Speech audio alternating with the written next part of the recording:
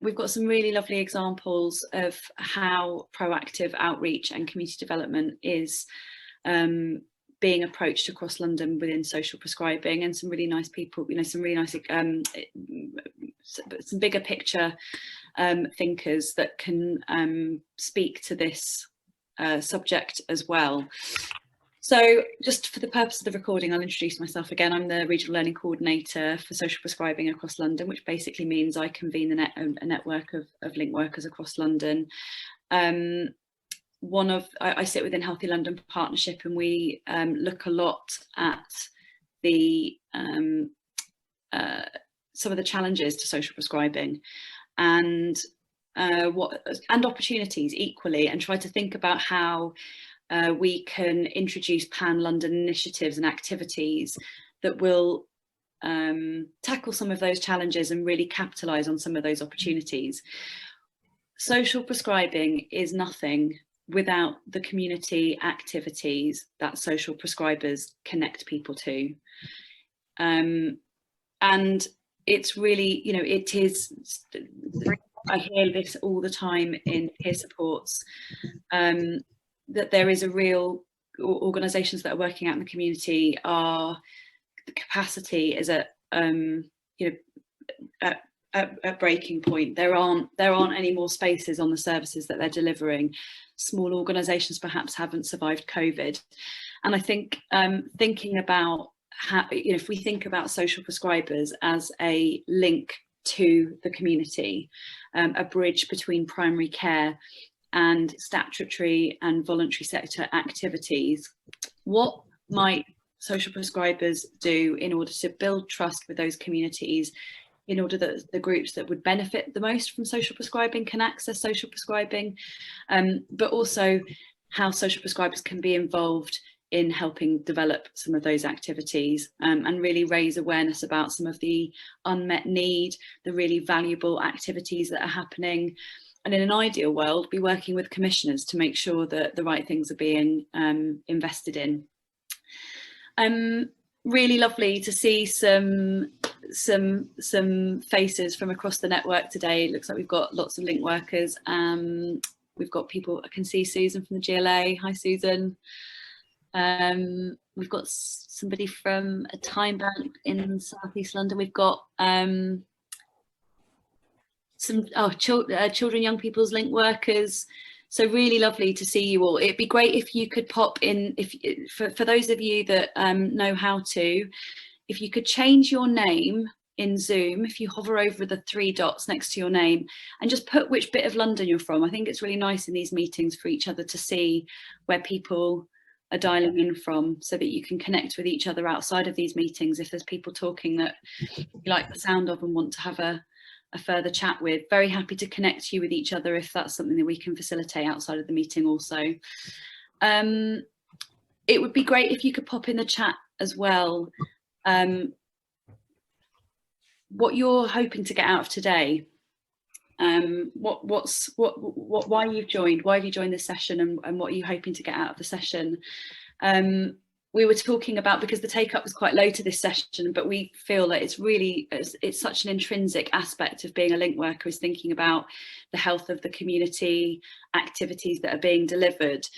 We know that this is something that not all link workers are being given the time to do. And so I guess that's another piece of work, is thinking about how we can encourage it. But I think it starts with the conversation today and thinking about the value and some of the approaches, some of the practical ways that this is happening, so that you guys can walk away with some examples of what others are doing to proactively target particular groups that we think will benefit from social prescribing, and then build the services around their needs. I'm going to hand over to, the other thing to say is, because it's just a small group, if you've got any questions, feel free to put your hand up or pop the question in the chat. I'm going to be pretty relaxed with timings today. It's going to be very informal, so please do use the chat or put your hand up if you have any questions. I'm going to start with, so we're going to hear from Dan Hopewell to kick us off about kind of the importance of proactive outreach and how it's been done at the Bromley by Bow Centre, and he's also got some really nice examples of how the link workers at the Bromley by Bow Centre have been working with some patients to use patients as community assets. We're going to hear from some link workers that are going to give some of their examples. We've got a link worker in the room, hopefully, who actually is just does community development as part of her role. She's a DES funded link worker who only does community development and works alongside some of the social prescribing link workers in her PCN. And we also have somebody from this, I can't, is it the Justina, do you have the slide for the agenda? Do you want to bring up the slides? Actually, Dan, did you have any slides for your bit? Yep. Yes, I do. Yep. Dan's been a pioneer of social prescribing. Was actually, you were one of the founders of the Social Prescribing Network, weren't you? Indeed. Yeah. Okay. So yeah. And thank you, Leanna. I'm Dan Hopewell. I'm Director of Knowledge and Innovation at the Bromley by Bow Healthy Living Centre, and I am also one of the regional facilitators. So one day a week of my time is with NHS England, and specifically in London, actually, with Leanna and Justina and the team at Healthy London Partnership.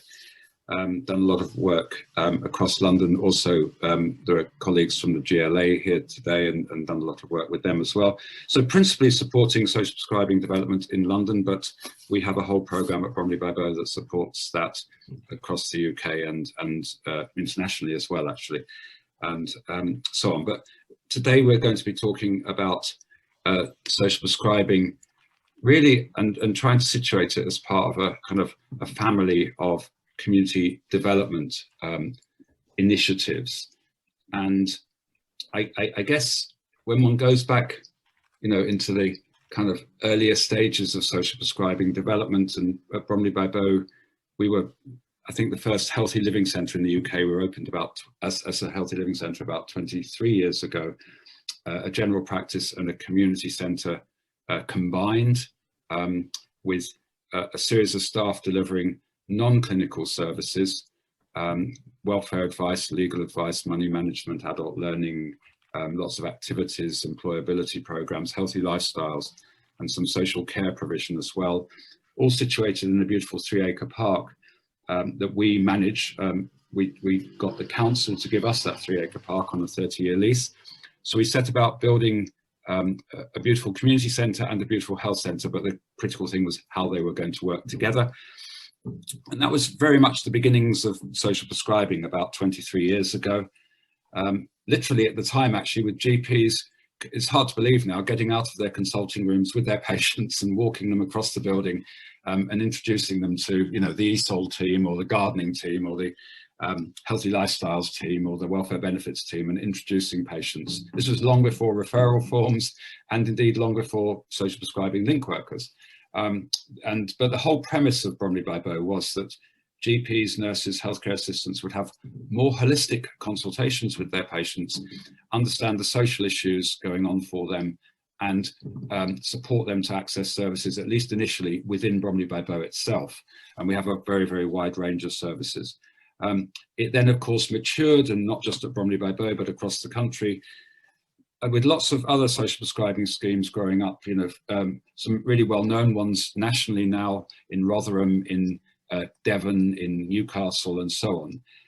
And I think these initial learning social prescribing schemes were really about communities doing things for themselves with voluntary sector organisations, often joining up with forward-thinking GPs, who were working with particularly deprived communities, and absolutely understanding the fact that the challenges that communities face in terms of social challenges, economic challenges, and so on, in terms of the conditions of people's lives, were the primary drivers behind their health issues as well. But in all of that, I think probably a desire often for to support local agency.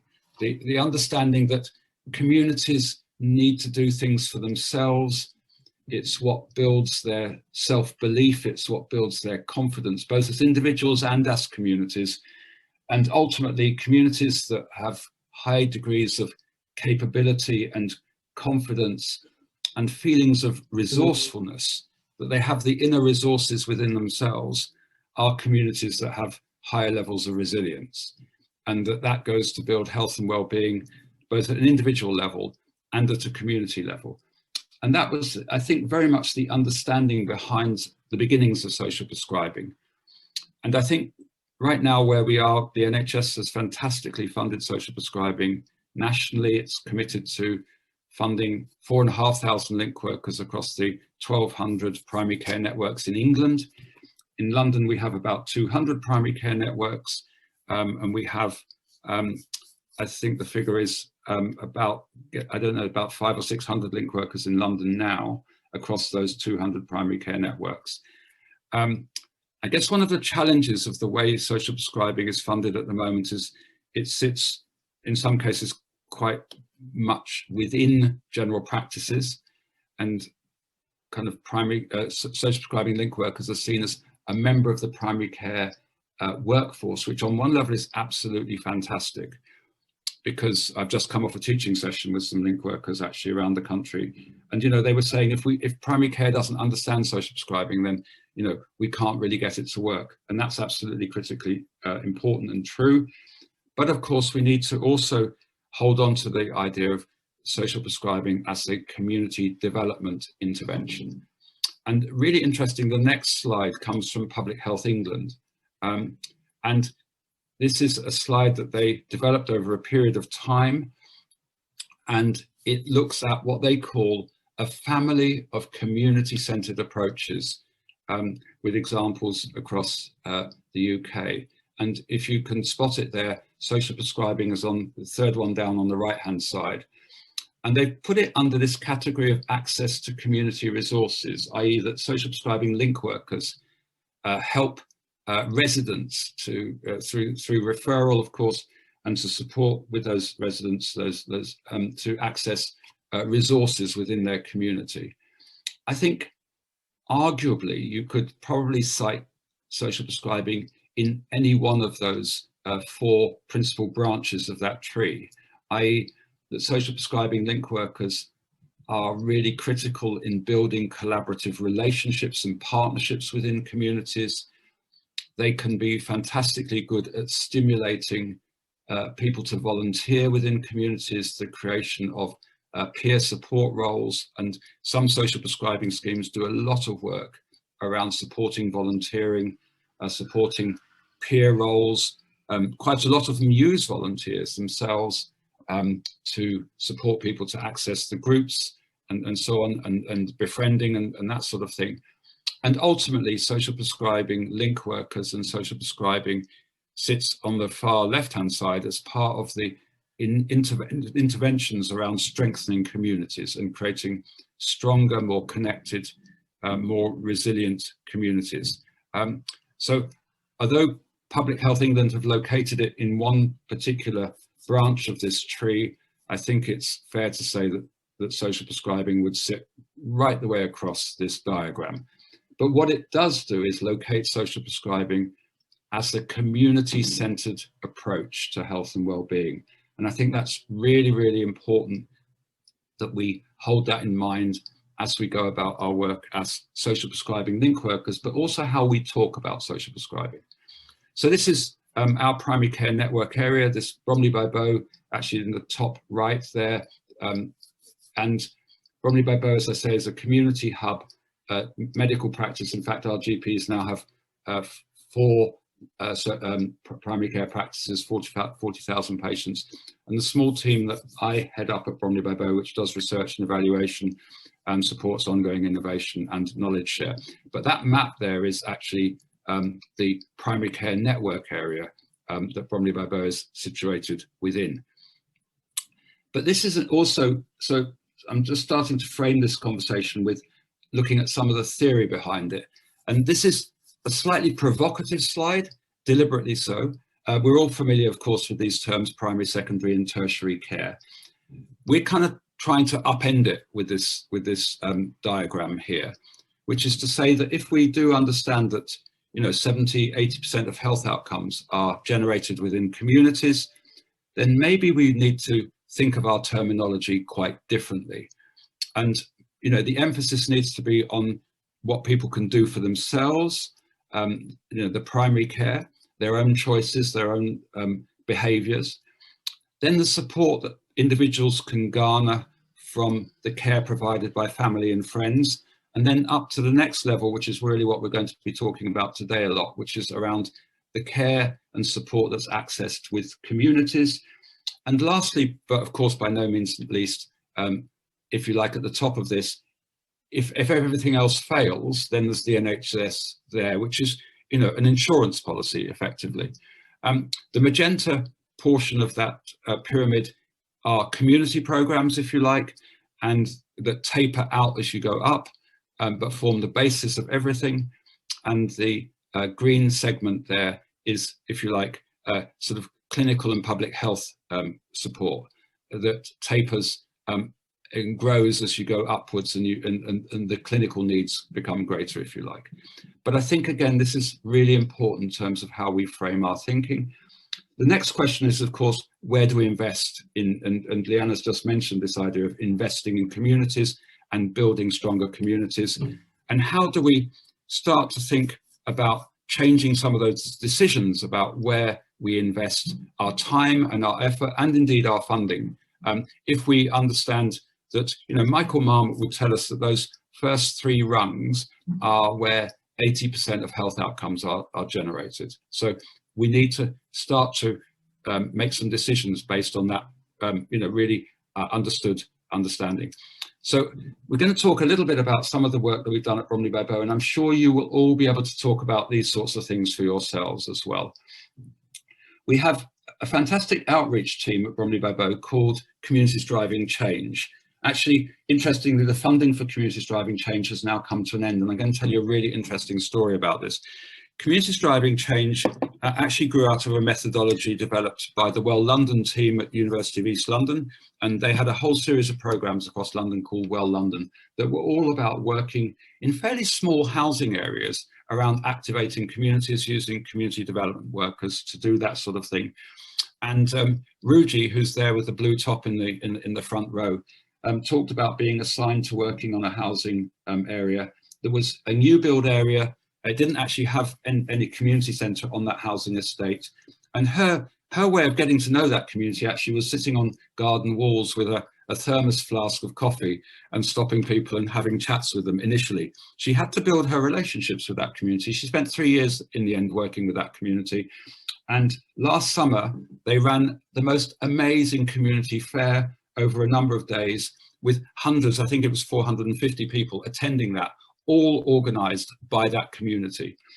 But that was the work that Ruji did so the 3 of those members of that team actually were assigned to 3 different housing areas, and then they worked together on particular days when they were doing big events. But what's really interesting about that work is that it's all about community activation. It's all about building strengths within communities, building relationships and getting communities to do more things for themselves. It also ran a small grants program, and you can see there the flyer for that small grants program that they were running. They had a community panel that chose which of the projects that were proposed by the community got grants, and these were grants of a few £100s to run particular activity groups and so on. Now, when Tower Hamlets Public Health, who were funding this program, had to make some tough choices about what to continue to fund, and in the end had to stop funding Communities Driving Change, what was really interesting for us was that our primary care network adopted Communities Driving Change. From within its R's funding, or within another funding source, it found the funding to continue to employ these 3 community development workers who are now deployed across the primary care network area. Really, really, I think, a fantastically forward-thinking approach by a primary care network to say, actually, we're going to employ community development workers alongside our link workers, alongside health and wellbeing coaches and care coordinators, to work across our neighbourhoods, promoting health and well-being outside of general practices, but in the housing areas where people actually live. And that's a stunning example, I think, and one that I think should absolutely be encouraged. Our GP practices, and I mentioned we have 4 of them, have a community panel of local people who they have trained up to be a community panel. And we now have a directorate who inform the development of our GP practices. And really interestingly, that directorate includes some of those community panel members. And those community panel members have received extensive training about how to be a community panel member. So they're not just local residents plucked off the street, as it were, but they've people who've filled in an expression of interest, have gone through a training program. These are our community panel members, and they're attached to our primary care practices. One really interesting thing that we borrowed from Wilma, and some of you will know Wilma, who's a stunning social prescribing link worker based at the Mission practice at the other end of Tower Hamlets in Bethnal Green. Wilma invented something called E2 breakfast, because the postcode in Bethnal Green is E2. Our postcode is E3, hence E3 breakfasts at Bromley by Bow. I think there are E1 breakfasts in Tower Hamlets now too. This is a stunningly simple idea of a network breakfast organised by the social prescribing link workers for the projects in their area. So this is an open invitation to frontline staff from 20 or 30 organisations in our neighbourhood who every quarter come together and have coffee and croissants and exchange information about what's being provided in the different community centres and what the different groups and activity services that are available. And it not only provides an opportunity for the link workers to get to meet all of those frontline staff, but it gets an opportunity for those frontline staff to meet each other as well. So these are just 3 very, very interesting ideas that we can show at Bromley by Bow. I'm sure you will also have other ideas as well. The interesting thing about communities driving change that happened under lockdown conditions in the beginning of COVID was that we brought that team together with our social prescribing link workers as well. So they formed a continuum, if you like, of work between community outreach and social prescribing link workers. And of course, that now has continuity because the communities driving change team are incorporated within the team of our primary care network as well. So those are just 3 ideas. I'm going to just give you a bit of a think about what the future might look like. And this is an idea that we've been talking about for the last year or so. Obviously, the NHS has created primary care networks. As I mentioned, there are 200 of them in London. And this is kind of a stripped down idea. These are the 4 main streets around our primary care network area, those grey bars. So it's a diagram really, but it's also a map. And that's the 6 GP practices that form our primary care network. So if we were to think about the bare bones of what the NHS conceives of as a primary care network, it's 6 GP practices. In our case, it's about 58,000 registered patients. So let's call that primary care network 1.0. But of course, that is almost entirely focused on treating people who are already ill. It's a kind of traditional model, if you like. Let's think about how social prescribing link workers could be helping to develop a much wider range of relationships. And there's a little bit of a diagram in the background there, and how we might start to connect things up a bit more. And then I'm going to give you a kind of glimpse into what might be the future. This is not a primary care network of 6 GP practices, although the 6 GP practices are part of it, but this is something called a health creation network, which is essentially how we might harness the health creating powers of an agency, of all of these actors who are there, children's centres, nurseries, schools, primary schools, secondary schools, but community centres, how we might create a common directory of services for the primary care network area. How do we create a series of new navigator and connector roles that connect people up? How do we bring in the social landlords, the housing providers into this, who've got, let's face it, a lot of resource and a lot of housing workers who work across their housing estates? How do we get them involved? What about the food banks, the faith organisations? How do we knit this together as a network And maybe it's the social prescribing link workers through something like E3 breakfasts who can start to build those relationships that could then eventually get formalized into kind of a semi-formal structure of everybody working together to maximize the health benefit of what they already do. So how do schools maximize the health benefit of being a school, of having, say, in the case of primary school, those young children on their premises 7 hours a day? How do you get walking buses from the housing estates to the primary school, for example? How do you get healthy eating and food going on in primary schools? How do you get children having really active play times in primary schools so they can burn off some of that energy, for example? All that sort of thing. So how does each of those players maximize the health benefit from doing what they do, whether they're a school or a housing association or a community centre?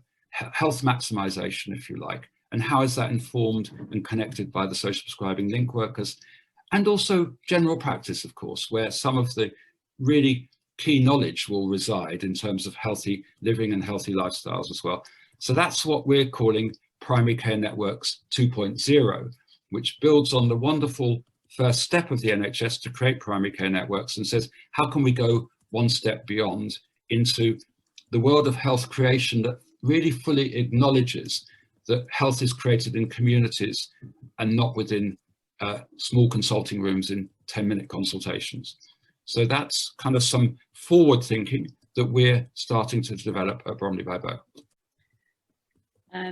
That's amazing, Dan. I think there's so much in the vision that you're presenting that I think, even though feels like it's 2.0, little bits of this are definitely happening in some of the really the PCNs that have taken the brave approach to really reach out to their local communities and engage and understand what the assets are, but also what's needed. And I think there's one of the things that I think is important within all of this is thinking about those that don't. We've got those that access, those that you, as you cleverly said, are already unwell. And those that are accessing primary care, but what about the groups of people who are not accessing primary care, and the groups of people? So in some ways, the proactive outreach, I see the using data, looking at EMIS to identify deprivation levels and really target patients who perhaps live in a particular postcode who have a low level of an anxiety or a low level mental health issue, or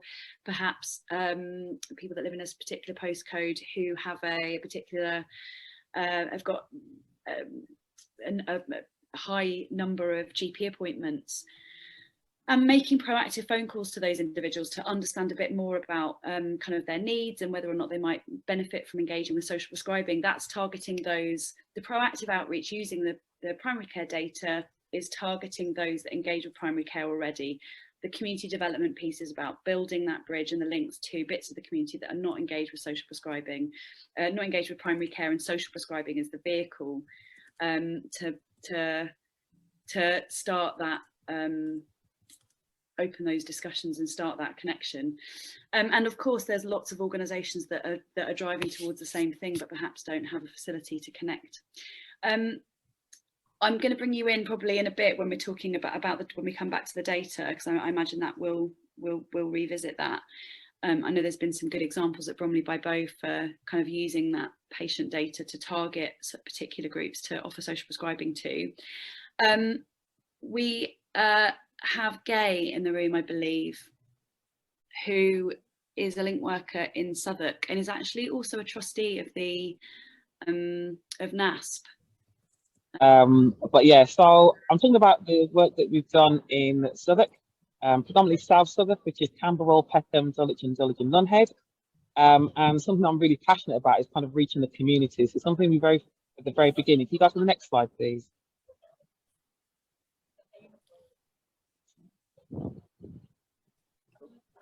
Something I'm really passionate about is really kind of connecting with the communities, understanding my neighbourhoods and seeing how best we can support them.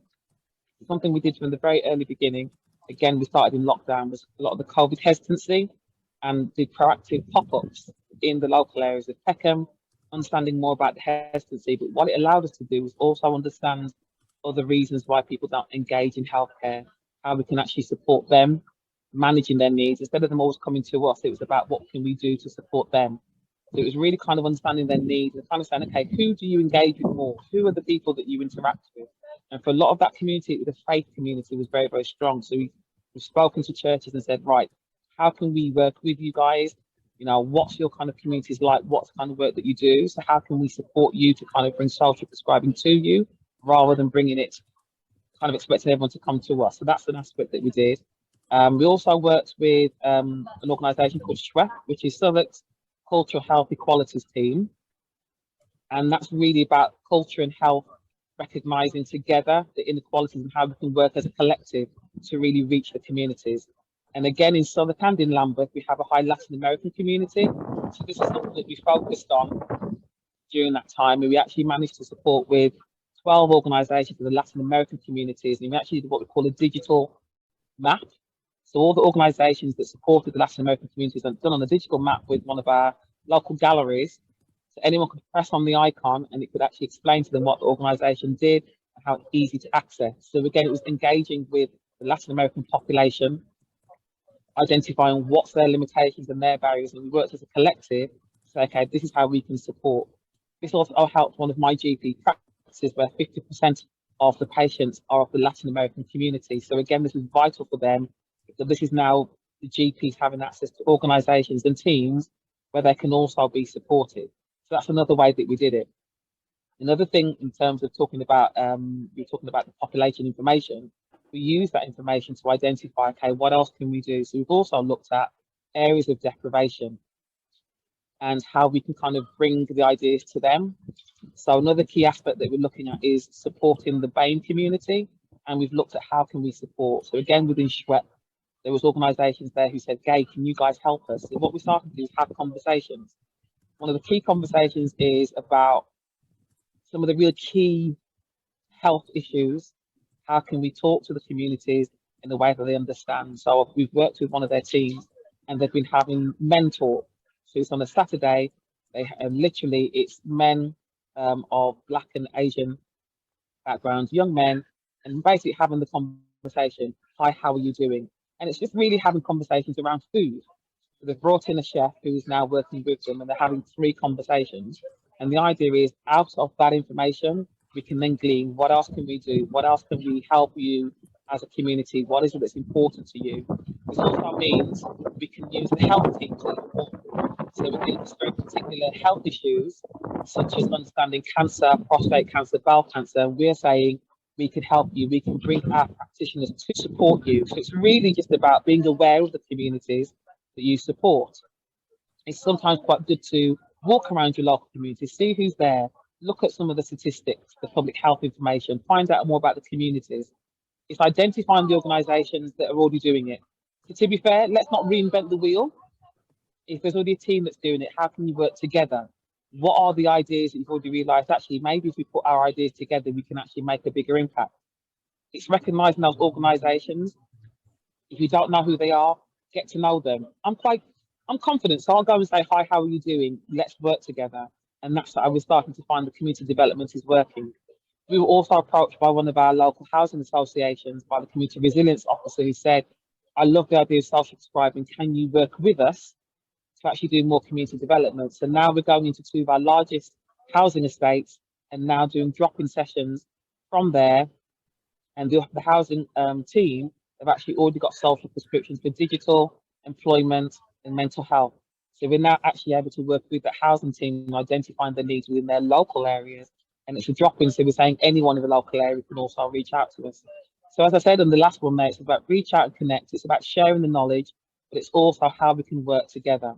So for me, these are some of the very small ways that we can work as a community. We've also recognised from the referrals that we get, we've had a very high number of families, adults and carers of people with learning difficulties and autism. And we've recognised from our mapping that actually the services, especially in South Southwark, are actually quite non-existent, if I'm honest.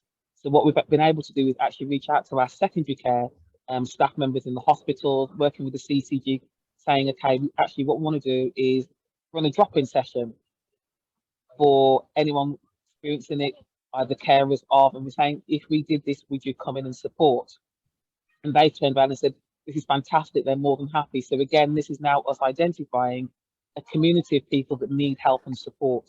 We recognise there's a lot of support for the high needs, but it's actually those kind of just on the border of being diagnosed quite low level.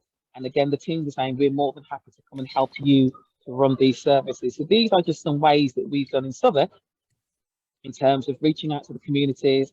It's helped the health teams, if I'm honest. So now they're identifying particular health checks that they want to do because we're already working with communities. It's easier for communities to access them, also for us to bring those positive messages to them, but working with them, not just for that message, but about their whole health and well-being. That's me in a nutshell, telling you all about the kind of work that we've been doing and will continue to do in Southwark. I think this, for those of you that are aware, that a lot of this speaks to the health inequalities work. I've got a couple of questions for you, Gay. With the people that are engaging with this outreach work that you're doing, how many of those would have been registered with primary care? A lot of them already are registered with their primary care. They just don't go to the GP, or they don't feel the GP can help them. So that's the reasons why the housing officers felt they recognised the needs and thought, okay, if we can bring the service to them, it means we can actually offer the support. So they're all registered, but just not engaging. In terms of the Latin American community, from the pop-ups that we actually did, 80% of those who attended were not registered at all with any health services. It's really interesting. And how we all know that social prescribing, one of the big challenges for social prescribing link workers is making the case to have time outside of one-to-one surgery appointments, developing relationships with community organisations, going out and doing kind of like the grip and grin, and actually the face-to-face stuff that we maybe have fallen out of the habit of doing, and people are used to having people sort of chained to their desks a little bit. How do you convince the PCN and the surgeries the practices that you're working with that this is a really important piece of work and you need this time to develop these relationships and these extra pieces of engagement? We've used our day-to-day, so the actual conversations we have and the number of referrals, the type of needs that an individual has. We've also used the GP system, so we've identified the long-term conditions, particular areas and postcodes, and kind of using all the information that's already there to make that case. So we're saying to them, okay, this is what we do, this is when we're face-to-face with an individual. These are your identified risks and needs that you have in your local community. How can we not just merge the two together? We've also then obviously worked with organisations where they said, actually, we'd love you guys to do work with us. So we've actually used that evidence as well, saying, actually, these are organisations that have said, actually, they'd really love us to come in and work with them. So we've used an element from all three, apart from what the GPs are doing, our actual workers, link workers, but also using information from the voluntary care sector to identify and kind of say, if we all work together, this is how it can improve. And GPs like to hear that. If I'm honest with you, if you can knock off a few of their quotes, long-term condition management, healthy weight, if they can see that it benefits them, that sounds really awful, but if they can see how it benefits them, they generally are willing to kind of think, okay, give it a try. Sounds like speak their language. Yeah. And just to understand, how much of your week would you say you're doing development work versus seeing patients in a normal social prescribing? It's not as much as I want it to, if I'm honest with you. I would have said it's about 30% of a week. I think it's probably also important to say that, Gay, you've got you're a lead link worker now, so you have some responsibilities for kind of overseeing and the development of the service in your mega PCN. But yeah, I'm also a link worker still by day, so it's trying to manage my time. And I think the advantage we've had is because we made a lot of connections online and made some really rich connections then, it's just benefited me now, saying, look, we talked before, what else can we do? So once you've developed that relationship, it's just spending that time cultivating it, attending meetings in the community, identifying. We have recently had a local organisation that had a community consultation on a Saturday. Sorry, very windy. On a Saturday, and I said, to be fair, it is my Saturday, but I'll go. And it was really important because now we've connected with them, we're more connected with the local council and other organisations. So sometimes it's doing a little bit extra here and there, but it does pay off in the long run. My last question is about commissioning. Do you I imagine if anybody's going to be convincing somebody to put their hands in their pocket to pay for services or expand existing services, it would be you. But have you, is there a relationship there between yourself and commissioners yet? We've got small inroads so far. It's the power of connections, and if I'm honest, now that you hear Leanne, you said it, I have to be honest, because of the connections that you've made for me, it's meant that some of my relationships now that I have, it's now helping my case in terms of the commissioners kind of saying, look, I've got these connections here and there, these are the relationships, these are the networks. So honestly, it's about making the right connections, developing the relationships, and it does kind of help in the long run. But I'm just very fortunate to have very good managers as well, who are very, very pro-social prescribing, and clinical directors that understand it. So if you've got that, you're in a better position. But if you don't, it's just taking that time to foster those right connections in the right places and getting to know who is the right person who holds the money, as I always say. Amazing. Thanks so much, Gay. Any questions? If as people are talking, I know that you've got to leave, so I'm going to let you go. Thanks for joining us today. Any questions? If you've got any questions for any of the speakers, then please feel free to pop them in the chat. I think we're going to hear from, is it Michaela next, Justina? Michaela, are you there? Hi guys, yeah, I'm here. It's just I'm actually doing a drop-in session today, so kindly my colleagues that I have been kind of trying to keep quiet, but now is my time to speak, so I'm just letting you know. Sorry. Thank you. Amazing. Do you want to introduce yourself? Yeah, so I'm Michaela. I'm a social prescribing link worker based in Lambeth. I work for Streatham AT Medits PCN, and I've been in post since December 2019. So community development is an important part of being a social prescribing link worker, but often that is forgotten. If you have an idea, I say, if you believe in yourself, with hard work, anything is possible. Next slide, please. So last year, June, I realized that I hadn't been doing much community development work, and that was because of the pandemic and solely being focused on just dealing with our patients on our day-to-day. And I had an idea to host a community event to bring together 10 services in Lambeth that I'd referred to the most throughout 2020 to 2021. I shared my thoughts with my colleague Ollie and then presented the idea to our clinical director. After 3 months of organising collaborative work, an idea became reality. On the 8th of October 2021, we launched our first ever community fair. We had 10 services host stalls, and we provided refreshments as well. Many patients stated that it was nice to eat and have coffee and meet people and learn about new services. We managed to get 113 people signed up and signposted to new services that they didn't know existed. Due to this amazing feedback we received, we launched the Thrive in Streatham initiative. Our goal is working together to make the community thrive. The Thrive in Streatham initiative has 10 organisations, now 12, that are working alongside us to continue this work. Our next event will be next week, Friday. Again, will be hosted at the Graceful Gardens Hub. I was also keen of utilising unused NHS space, which is why I used that building. So yeah, that's me. Nice to hear that these things are being knitted into the day-to-day.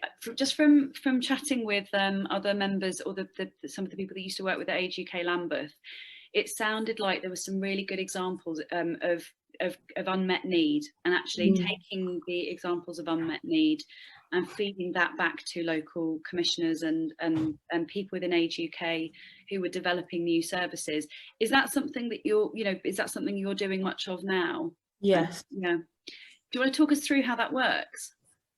Sure. So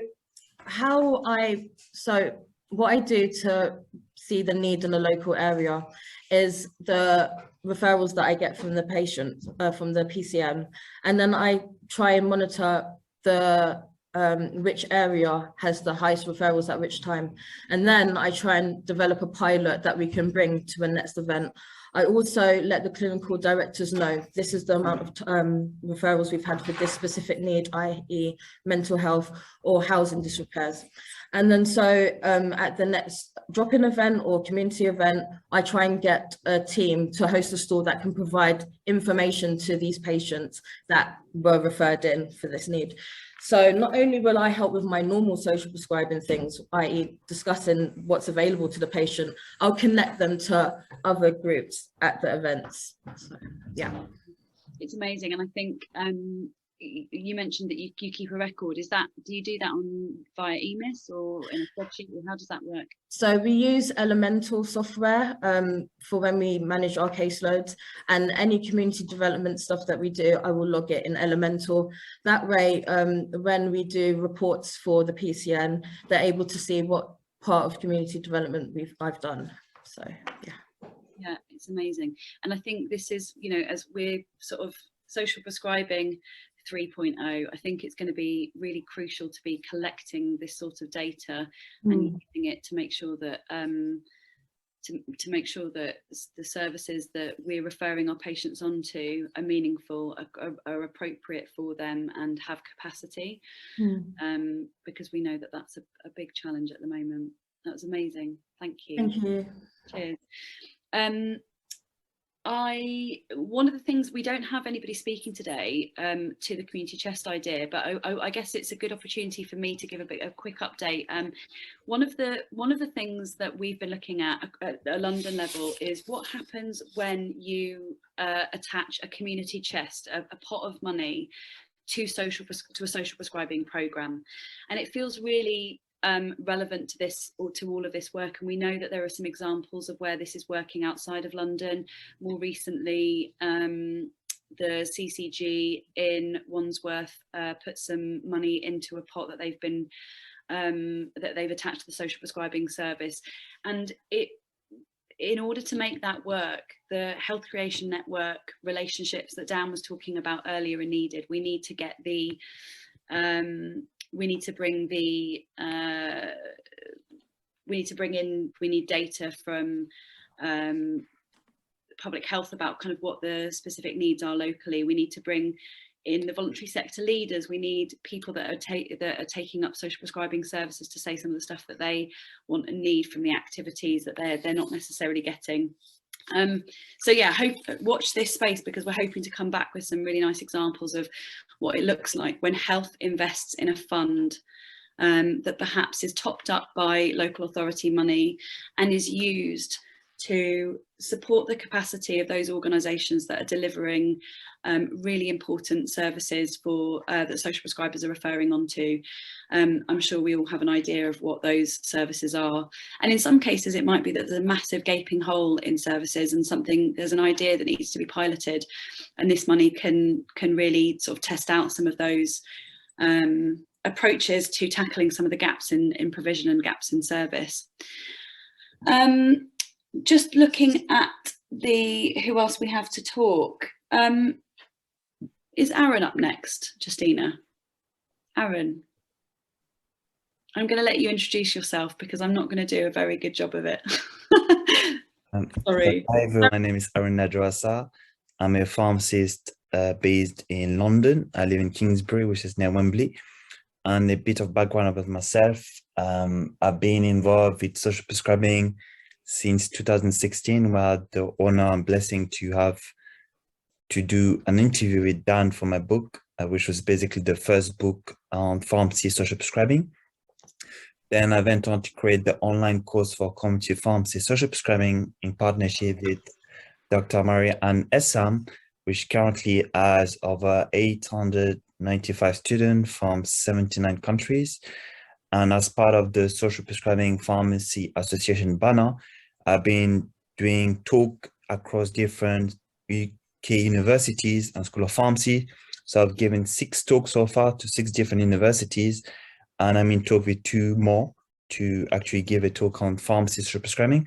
And also I've been collaborating with the Indian Pharmacy Association, Singapore Pharmacy Association, and I have a talk with someone tomorrow for the American Pharmacy Association, and in the pipeline, Canada. So in a nutshell, I'm a big advocate for social prescribing. So which led me to become an ambassador for the Personal Care Institute. I'm a social prescribing champion for NASP, but I'm also the organizer of the world first pharmacy social prescribing conference, which is taking place, as you can see from the flyer, in 19th of April, totally free, where I have several high profile speakers, including Professor Mahmoud. So that was my intro.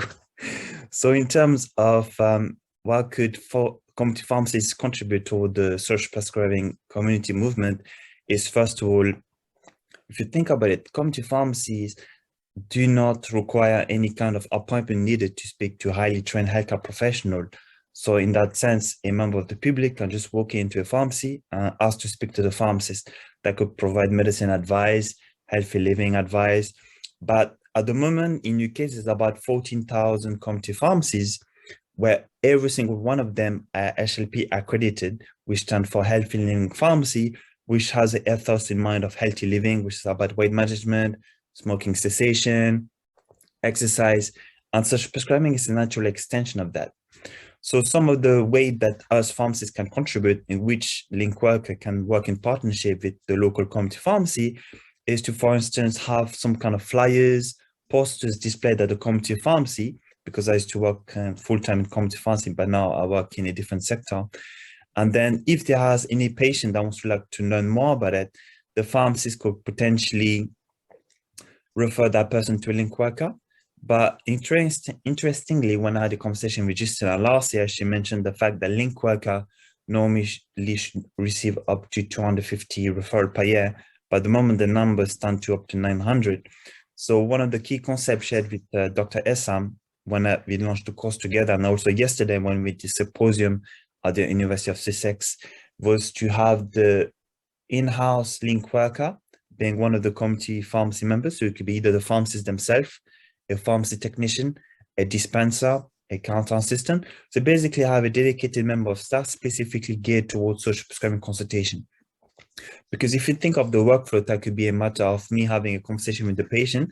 And if I believe from having that short conversation, they might benefit from a social prescribing link worker referral, I could refer them down then to one of the staff who then can have the consultation in one of the consultation room, because every community pharmacy in UK needs to have, almost legally, I would say, a consultation room where they could have a consultation with any kind of healthy living advice or any medication advice. So we can make use of that room.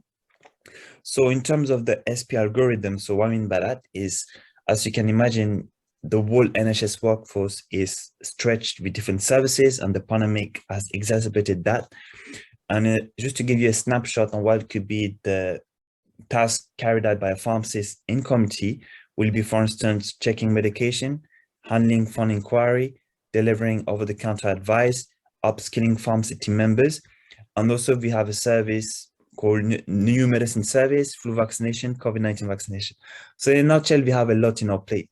So there is this concept of environmental design, whereby you have the computer system software, which flag up when you go into patient medical record, say that person is eligible for some kind of services. So in that same line of thinking, you could include some kind of algorithm whereby the system could flag up to the pharmacist or the person using the system that this patient might benefit from a social prescribing referral, then print a bag label and put it to the box bag of medicine. And when the counter assistant give it to the patient, they can see the bag label and say, actually, would you be interested to have a quick 2-3 minute talk with the pharmacist, which be almost acting like a triage? Because if you think about it, 20% of medicine,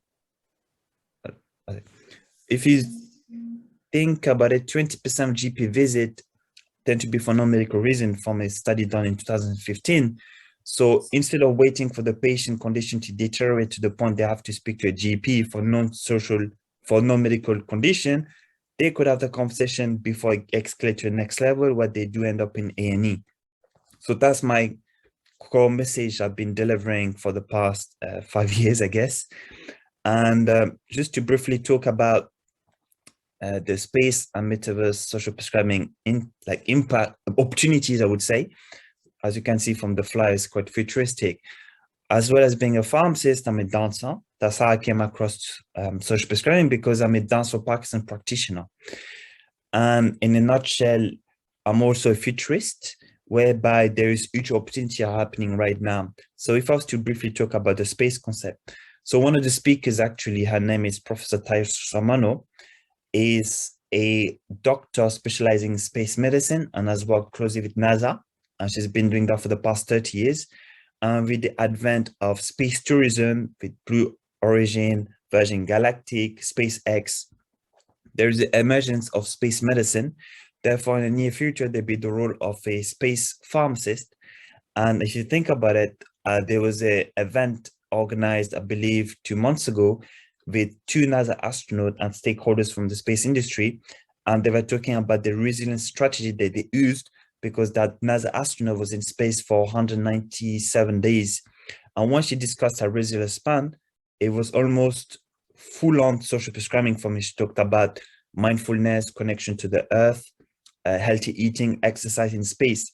So I strongly believe as the human population start to migrate in space, there'll be the concept of space health inequality, and there'll be the role of space link worker in there. That was a snapshot.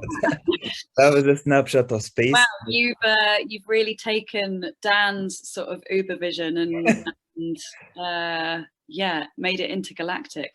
Exactly, and that was just space. And then there was also the concept of metaverse. So if you think about it, last year has been the rebrand of Facebook to Meta, and this kind of act as a cue for global companies to start investing, pouring a lot of money into the metaverse, the adoption to large stakeholders companies. So for example, in a report carried out recently, it's expected that the metaverse industry is expected to hit $1 trillion by 2030. The cost of the VR headset is going to go down and down. And you have big players getting into the metaverse like Disney, McDonald's, and you also have CVS Pharmacy in America, who actually have pending patent to include some kind of medicine and NFTs, who stand for non-fungible token, in the metaverse for pharmacies. And the same line of thinking, as our presence in the metaverse become more prominent, there be the concept of metaverse pharmacist, abbreviated as meta pharmacist. Same line of thinking of metaverse link worker, there be the meta link worker, whereby you be having your digital twin with your biometric in a metaverse, where you'll be able to interact with the patient with digital twin, or the meta patient, which will allow you to do some kind of personalized care plan using metaverse asset. So it will be community asset, and you think of it as meta asset. So think of it as referring that person to a dance classes in the metaverse, a local church in the metaverse, or it could be even like a financial advice organization in the metaverse. And JP Morgan has become the first bank in the world to get involved in the metaverse. So that was my 10-minute presentation, and I hope I didn't go too crazy for some people. But if you have any question, I'm open to it. Well, there's definitely some things within this, and I think maybe if we're thinking about, you know, when you think about the VR world, it could, you know, on the downside, you see people stuck in their rooms accessing everything with a headset, and you know how awfully pressing that might be at the very extreme end of the scale. You know, like the people that don't have resources have to access everything via a headset. So that it really kind of like the downside to the haves and have-nots is quite scary, but the upside is that it could mean that people can really access support and community in a way that they're not able to if they're immobile. Or and actually we're seeing some you know, we're seeing some people develop assets. It's not so much social prescribing, but you know, activities that can be done that social prescribing link workers might be able to connect people with, that are purely like video games. I'm thinking about video games design that's looking at really having a positive impact on people's mental health and is compelling to play, compelling and mindful rather than addictive. Yeah, really great to hear from you, Aaron. I think a lot of what you were talking about there around the proactive targeting of certain groups, you know, how might social prescribing link workers think about who they target? People that are on a number of different, you know, on a number of different long medications that they need to be taking long term, people that have low level, you know, that might be on specific types of medications, so for their anxiety or for their BMI. Dan, is there anything you wanted to speak to about the proactive, proactive outreach and some of the work that that was happening at Bromley by Bow? I mean, Leanna, just some reflections, I think, and particularly great, thank you. Following on from Gay's presentation, really, that you know, this work needs to. I mean, you know, actually the really interesting stuff around the fact that, you know, significant numbers of people are not registered with any GP practice, and that we need to find people where they are, and you know, that is absolutely critical, and that if we just wait until they kind of come into general practice, we will be missing quite a number of people, and I think that, you know, but I guess what's really important is that social prescribing builds partnerships with other staff, other workers, community centre workers, or community outreach workers as well. And I guess there's going to be a limited capacity of social prescribing link workers to do all of this work themselves. And so we need to, so whether we have primary care networks, such as in our case, who are going to take the kind of enlightened view to employ community development workers themselves, or if that's the work of, say, local community centres or other organisations. But how do we build the relationships between social prescribing link workers and other teams as well, I think is really, really critical, and that how they work together is really, really absolutely important. And the other example that we heard of is sort of like, you know, that day with 10 organisations there, and how many 140 something people who got connected to organisations that they weren't in touch with before. You know, these are fantastic examples, really, and it will be the sort of work that will never go away.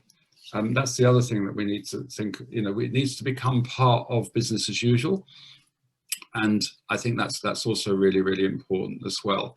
And this idea that we need to go out to reach people rather than expecting people to come in to reach us is really, really important. The role of pharmacy is incredible. You know, the potential of pharmacy to also reach a lot of people. And indeed, the NHS is encouraging people to go to pharmacies for things that they would have previously gone to general practice for.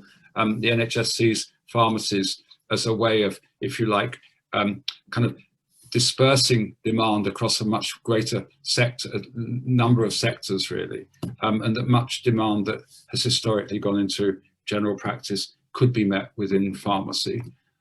The other thing, and I'm not sure if this is how you're working with these, Aaron, of course, is that the R's funding also is funding a whole new set of pharmacists within general practice themselves.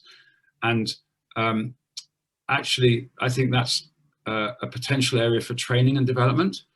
I'm sure there must be a lot of patients who go into general practice to have medication reviews with pharmacists, which is, you know, absolutely correct. But are those pharmacists trained to have a holistic conversation with those patients, or is it very much focused on their medication?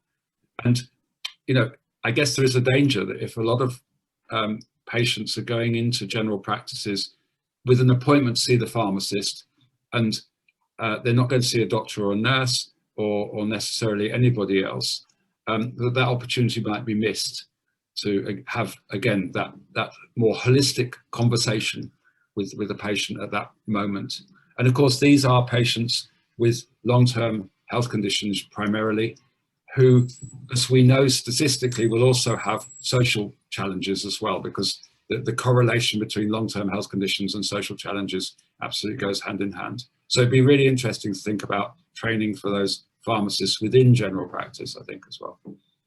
I completely agree with you, Dan. I mean, like from the wonderful presentation you gave last year at the conference, like when I give talk to UK pharmacies, I always talk about your course at Bromley Bible Center, saying that if you plan to get involved, then do a dance course to upskill yourself. And also one of the inspiring thing is when I gave a talk to pharmacy student in Bradford 2 days ago, one of the pharmacy students say, how can I become a link worker? And I said, well, so you want to do a link worker while you're in pharmacy studying, then say, go and check out dance course to be upskilled. So by the time you graduate, you'll be a pharmacist, plus you'll have quite some link worker skills in the process.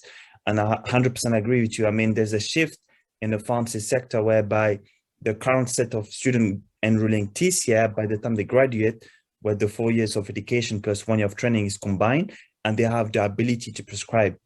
I think, Well, sorry, just to step in really quickly, because I think this is about social prescribers better connecting with those people that exist. I mean, in some ways we can upskill pharmacists, but in today's conversation, I think it's thinking about who social prescribing link workers need to engage with in order that they are reaching those that maybe need that additional support. Does some of the social prescribing link workers here take referrals from community pharmacists? Yes, I can see some nodding. How does that work, Suki?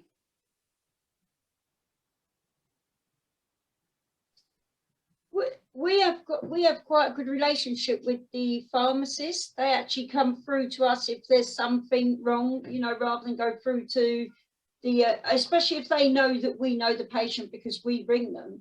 And they say that they actually come through and say, look, we think that this patient might need some help.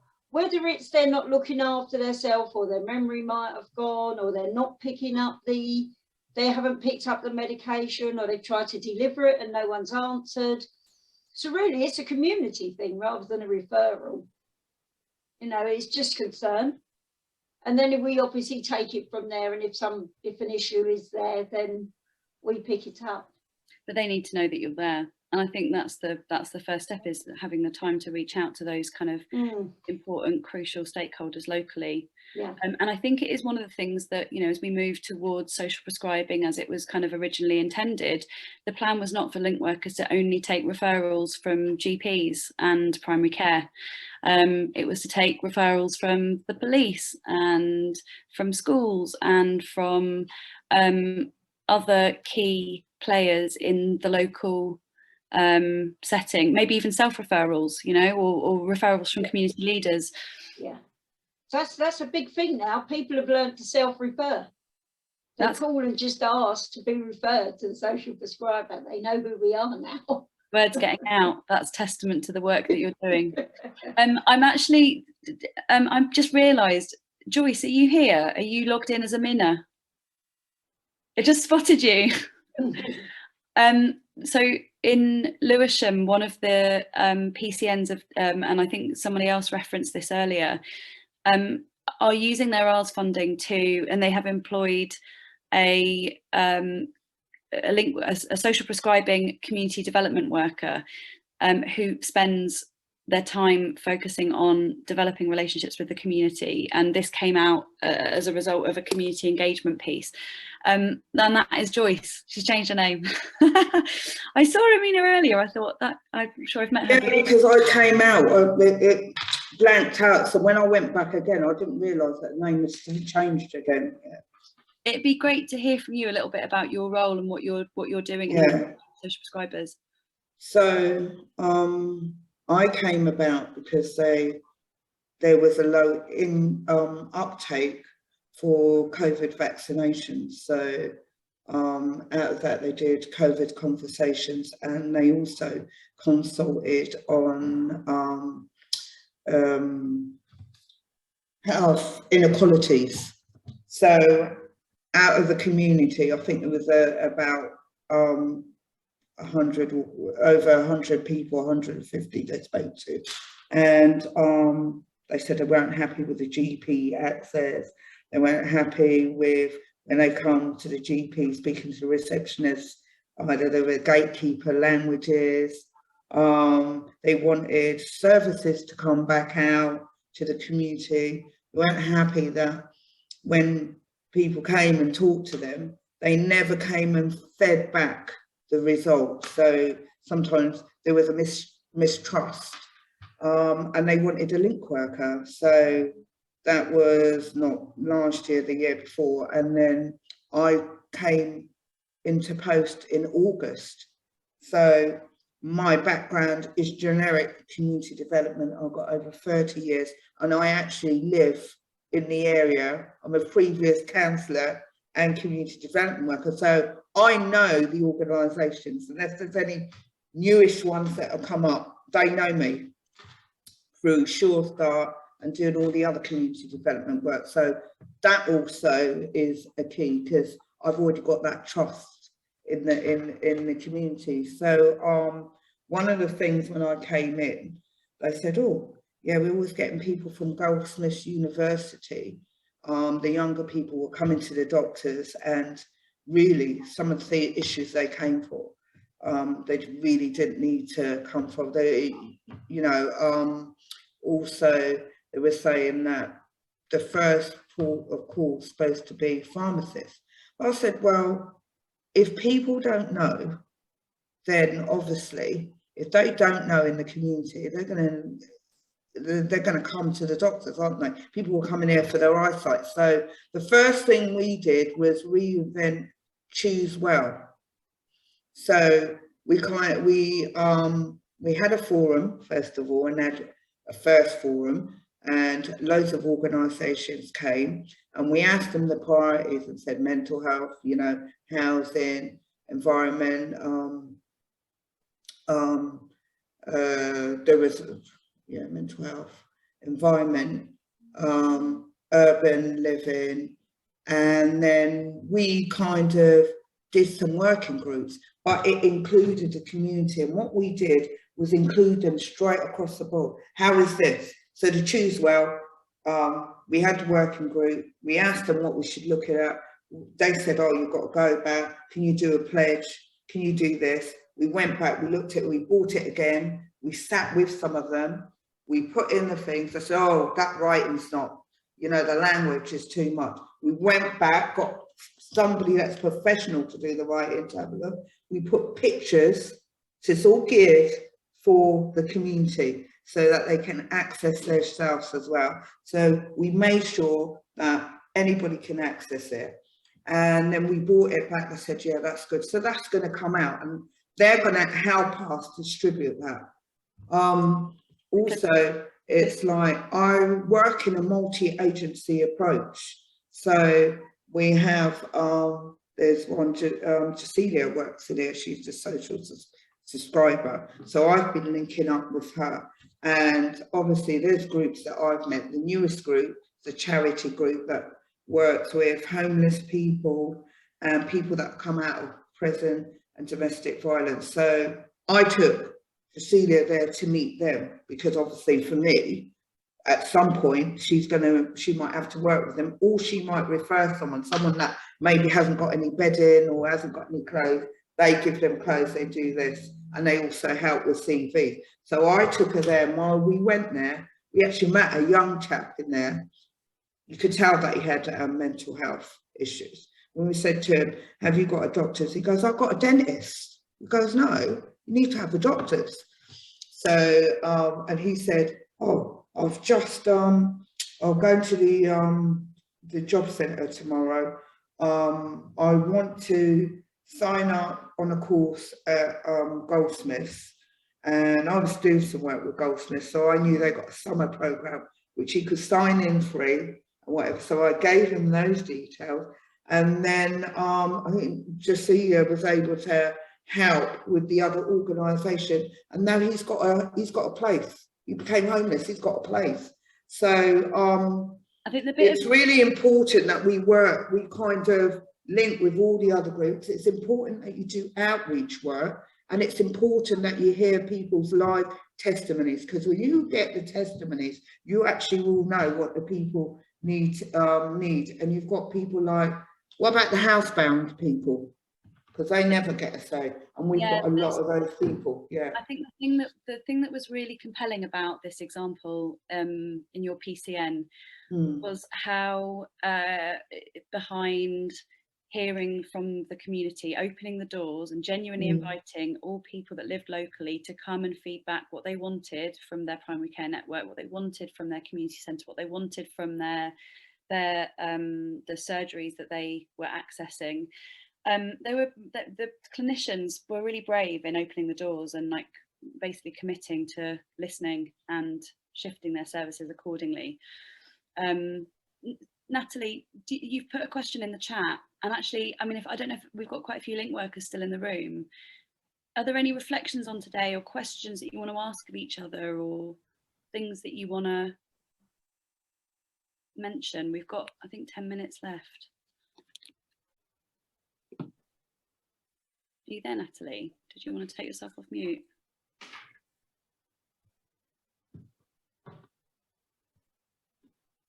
It's quiet. It's a quiet session today.